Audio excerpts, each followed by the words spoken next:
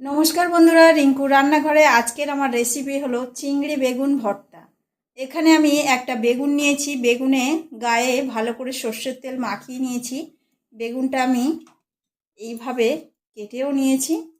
বেগুনটা আমি পুড়ে নেব। আর এখানে আমার লাগছে সর্ষে, 4টে শুকনো লঙ্কা, রসুন, পেঁয়াজ আর কিছু চিংড়ি নিয়েছি। এখন আমি চিংড়ি, পেঁয়াজ, রসুন, শুকনো লঙ্কা, সর্ষে ভেজে নেব। এখানে রসুন, শুকনো লঙ্কা আমার ভাজা হয়ে গিয়েছে, পেঁয়াজ আর সর্ষেও ভেজে নিয়েছি। এখন আমি চিংড়িটা ভেজে নেব।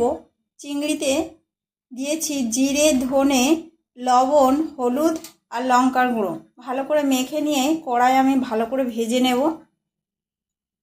চিংড়িও ভাজা হয়ে গিয়েছে, চিংড়িটাও আমি তুলে নেব। বেগুনটা আমি পুড়ে নিচ্ছি। দেখুন বন্ধুরা, এখন আমি শিলনোড়ায় এটা বেটে নেব। বেগুন পোড়া আমার হয়ে গিয়েছে। এখন আমি বেগুনটার খোসা ছাড়িয়ে ফেসে নেব। দিয়ে দেব লবণ, সর্ষের তেল। বেগুন চিংড়ির ভর্তা আমার হয়ে গেল। এখন আমরা গরম ভাতের সঙ্গে খাবো। আপনারা একবার এইভাবে বাড়িতে একবার করে খাবেন। কেমন লাগলো কমেন্টে জানাবেন।